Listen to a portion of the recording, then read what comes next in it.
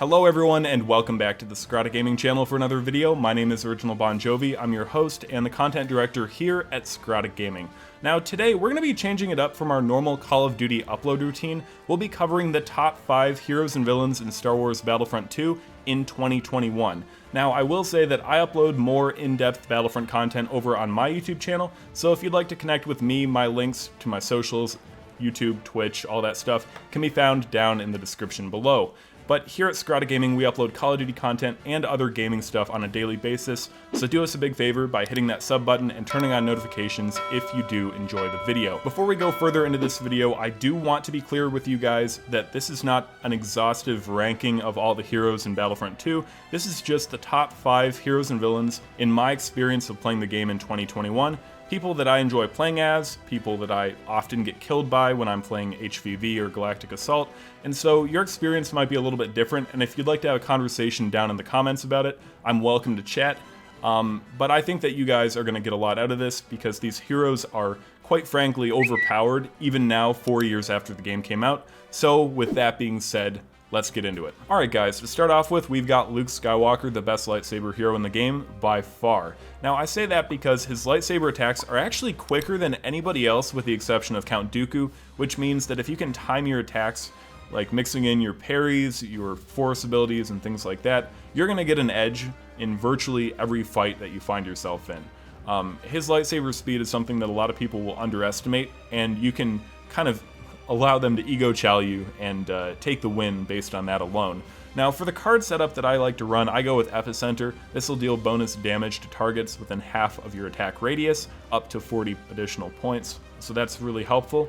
I like to go with Intensify as well. This is going to deal additional damage for every trooper that you kill, or every 200 damage that you deal to villains. So with a very strong lightsaber hero like Luke, a card such as Intensify is going to give you a huge edge in this game.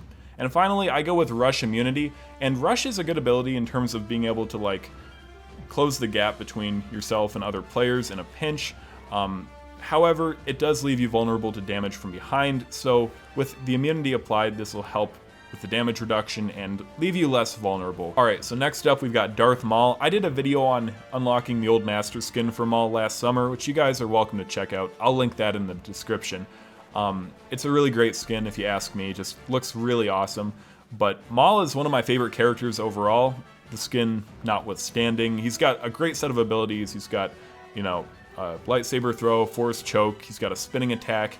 Even though here on console, some of his abilities don't work at the right time or at all, which can be a huge pain, he's still a pretty powerful villain and his lightsaber strikes do a good bit of damage, so I encourage you guys to play as Maul if you get the chance. And for the cards, I go with Lightsaber Defense, which means he'll take less damage from blasters, up to 16%. I also like to use Fool Me Once, which is going to help his abilities recharge quicker. The lightsaber attacks are pretty good, but he does drain stamina rather quickly, so I try to rely more on my force abilities than I would with someone like Luke. So Fool Me Once is going to help you use those abilities more frequently, and thus give you an edge. And then finally, I go with Accelerated Throw, where Darth Maul can fling his lightsaber more violently, and it's going to deal more damage as well, up to 20 points with the purple card. And now we've got a controversial character, Rey. Not Rey Skywalker, not Rey Palpatine, just Rey.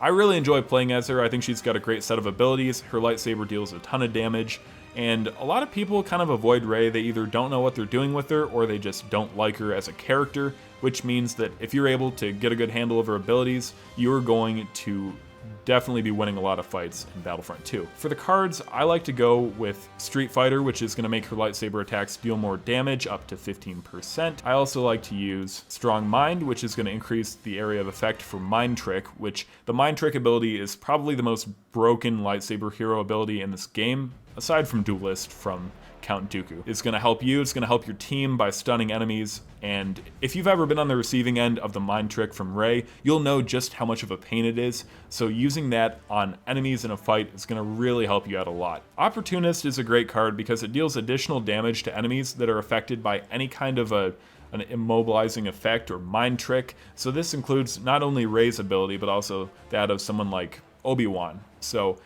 people that are stunned or whatever, will be dealt additional damage with the Opportunist card. Alright, Boba Fett is an interesting character in Battlefront 2 because even though he's not like the highest damage blaster hero or villain by any stretch of the imagination, he can do a lot of things that'll help your team out when you're playing like HVV, because you can bait people with Boba. You know, people are going to go chasing after Boba when he's flying around. It's going to drain their stamina. It's going to leave them open to attack from either you or people on your team. And so Boba is just a really good asset to have in your arsenal. He's got a concussion rocket, which will immediately cancel any of the secondary abilities from a hero, which is really helpful when you've got someone like Lando or Leia targeting you. You can just pop the concussion rocket and put an end to that right away. He's also got For the Hunt, which is going to allow enemies to be targeted easier and add increased fuel to your jetpack.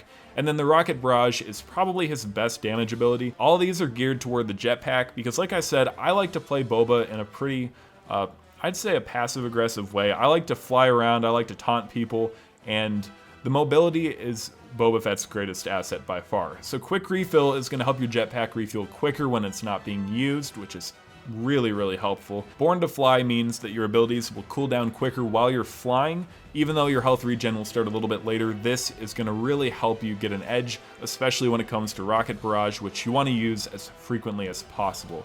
And then finally, fuel efficiency is going to decrease the rate at which your jetpack burns fuel, which basically means you get to stay in the air for a longer period of time. Last but not least, we've got Han Solo. Now, if the other team is playing as a bunch of lightsaber heroes, you are going to have a serious advantage when you play as Han, and I say that because they come charging at you with a lightsaber. All you have to do is dodge a few times, and you're going to run down their stamina. You're not going to get hit, and you can just hit them with a shoulder charge, a grenade, you can shoot them, and you're going to wipe them out really quickly. I like to think I'm a pretty decent player, but when I have like Maul or Dooku or something, I almost always lose against a half-decent Han, and I don't think it's because I'm bad. I think it's because Han is just really well suited to these kinds of fights. The Detonite Charge is basically a grenade that you can manually detonate, which is really great. It's got a big area of effect. Sharpshooter will help you shoot quicker, and then Shoulder Charge is a melee ability which will put more distance between you and an enemy and knock them off their feet. As you can see here with the cards, I haven't unlocked a whole lot just because I don't play as him, probably not as much as I should, but the cards that I do run are Smuggler's Wits, which is going to give him an extra dodge ability. Again, that is his strongest ability by far. And then you've got the Heavily Modified Blaster, which is going to allow it to build up less heat, up to 25%, so you can shoot more and reload less often. And then finally, Sharpshooting Frenzy is going to extend the duration of Sharpshooter with every kill that you get. This one is probably going to be better in a game mode like Galactic Assault or Supremacy or Co-op or something like that, just because you're going to be getting more kills in a game mode like that as opposed to, a hero mode. If you're able to get kills in HVV with Han, this is going to extend that duration and help you to rack up more damage points. So I do encourage Sharpshooting Frenzy, but just remember with Han, you want to dodge as much as possible, try and get behind people, just evade those lightsaber attacks, play your cards right, and you're going to win no matter what. I hope you guys find this video helpful because, like I said, this is just me kind of going through my thoughts about the metas in 2021 in Star Wars Battlefront 2. You've got Luke, you've got Maul, Rey, Boba, Han. These are all really good options, and no doubt there are other good options for you to choose from that I didn't cover. But if you're not too familiar with the game, maybe picking it up for the first time or you haven't played in a while, those 5 heroes and villains are going to give you an edge, and I think you're going to really enjoy playing as them. I hope you guys have a great rest of your day. Take care, thank you for watching, and I'll catch you in the next one. Peace.